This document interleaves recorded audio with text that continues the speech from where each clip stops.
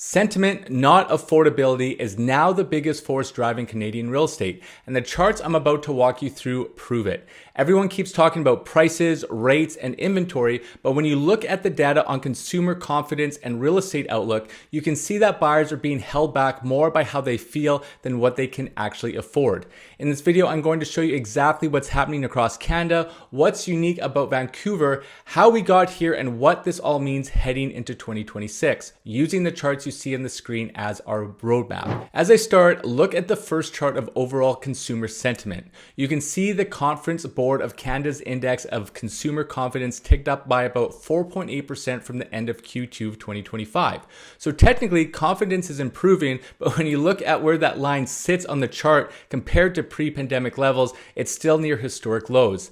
That's the core of the problem here. Even though financial conditions are getting better, buyers still feel uneasy. Now it lands at the next chart, the Real Estate Outlook Index, and you'll notice that the line sitting right near the bottom of the 10-year range, that's one of the weakest readings of the past decade, which confirms the thesis of this whole video. Sentiment is a bigger constraint than affordability right now.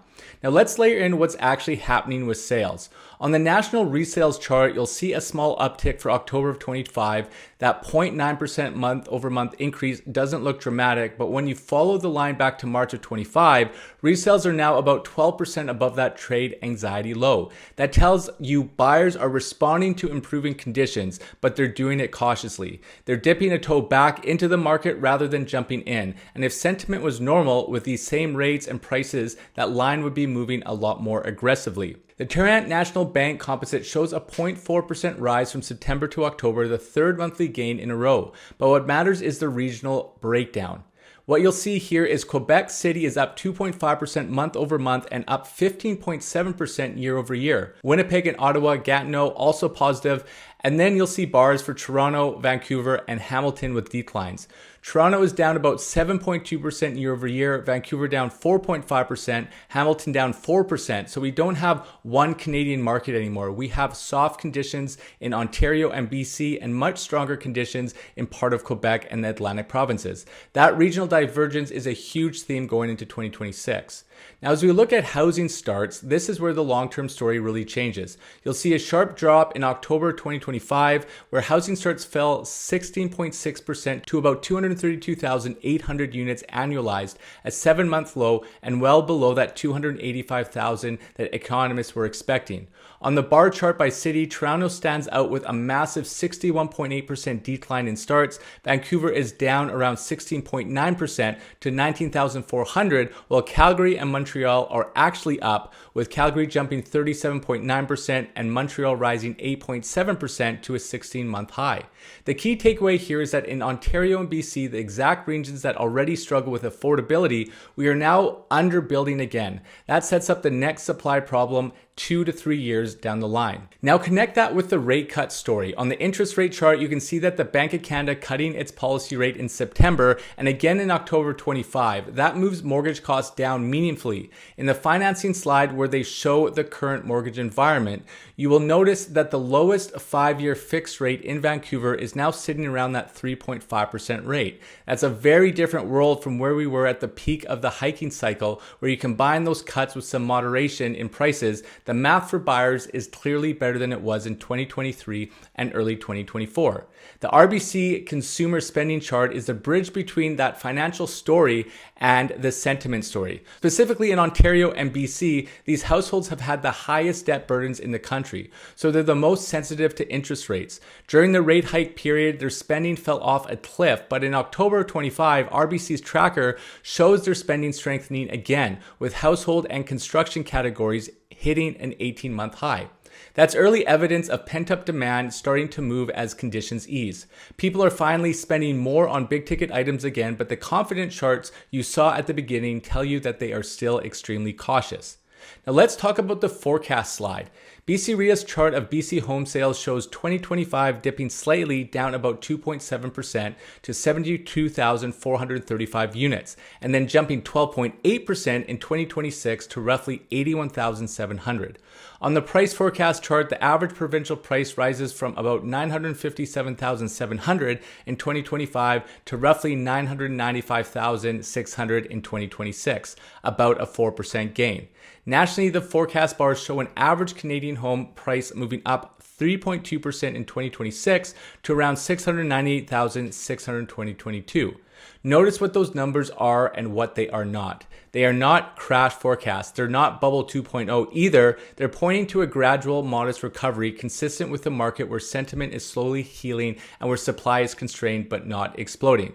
For myself, despite on what some of these charts say, I don't necessarily agree with that. I actually agree in the inverse, where I think we're going to continue to have small, gradual declines over the remainder of 2026. I know in my previous video, we've had 10 consecutive months here in Vancouver of slow declines in pricing, and I do think that trend is going to continue in 2026, despite what some of these other commentators are saying in the market. Now let's zoom in Vancouver now, and we are going to see on this Vancouver market slide a chart of benchmark price for all residential properties. And that line slopes down about 3.2% year over year with a 0.7% month over month dip. That's a real correction from pandemic peaks, and it explains why a lot of people feel like prices have fallen a ton, even though we never saw a US style crash. On the inventory chart beside it, you see active listings pushing up to about 17,079 in September 2025, which is a 14.4% year over year increase and roughly 36.1% above the 10-year seasonal average. Pairing that with a sales to new listing ratio of 29%, the picture is obvious. Vancouver is still firmly in buyer's market territory. You can see that shift again on the days on market. The line drifts higher as 2025 progresses, showing homes taking longer to sell. That's obviously the opposite of the 2020 to 2022 bidding war environment. Buyers have more choice, more time, and more leverage, and sellers are the ones adjusting, often by improving their pricing or offering incentives. Now, that doesn't mean affordability is solved. On the affordability side of things, the Fraser Institute numbers are laid out, and they really focus on the ratios. A typical family in Metro Vancouver earns about $64,662 after tax. The median home price is about $1.17 million, and to get a 20% down payment, that family has to save roughly $238,240, which is more than 3.5 years of their entire after-tax income. And on the mortgage payment chart, even after putting 20% down, the monthly payment is about $6,052, which actually exceeds that family's full after-tax income. That's why the affordability conversation isn't going away, even with lower rates and softer prices. RateHub's numbers also show a small improvement at the margin. The benchmark price in Vancouver edged down about $9,600 to $1,132,500, which reduces the income needed to qualify by roughly $1,800. You can see that reflected in the slight dip in the income required.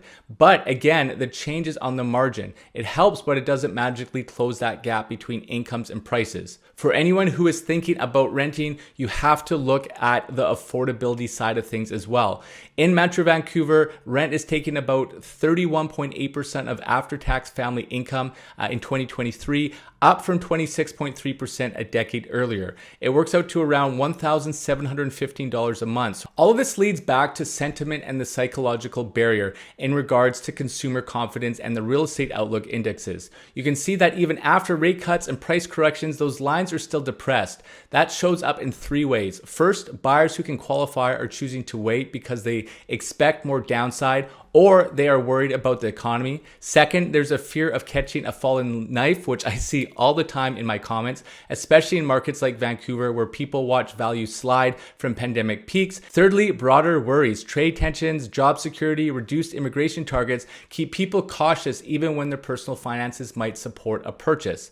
Flip to the pent-up demand slide where RBC spending data is layered with housing indicators. Households in Ontario and BC, despite their high debt loads, are now spending more as financial conditions ease.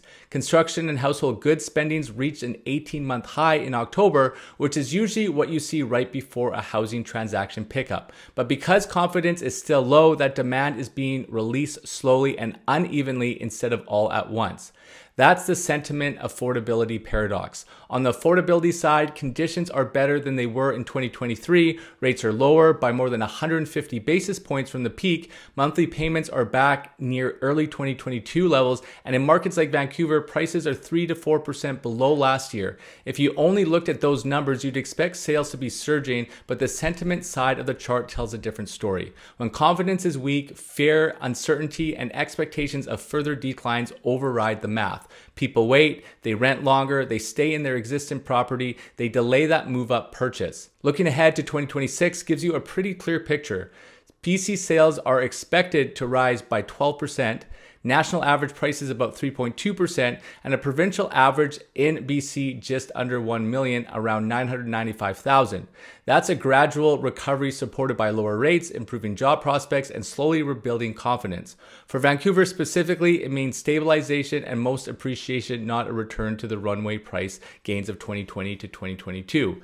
There are still constraints. Affordability remains brutal in Vancouver, even with recent improvements. Reduced immigration targets will soften demand compared to 2022 and 2024, and the sentiment overhang, the scars from the last correction, will take time to fade. But that's not entirely a bad thing either. A slower, more fundamental driven recovery is healthier than another speculative surge. So when you look at all these charts together, the low but improving confidence indexes, the modest recovery in resales, the regional divergence in prices, the drop in housing starts, the stubborn affordability gap, and the early stabilization in BC, you can see why sentiment is now the key variable. The fundamentals are lining up for a recovery. The question is, when will buyers believe it? If you can step back from the noise, study these charts, and make decisions based on the data instead of the fear, this next phase of the market could present some of the best opportunities we've seen in several years, especially in buyer markets like Vancouver, where the math and the mood are currently moving in opposite directions.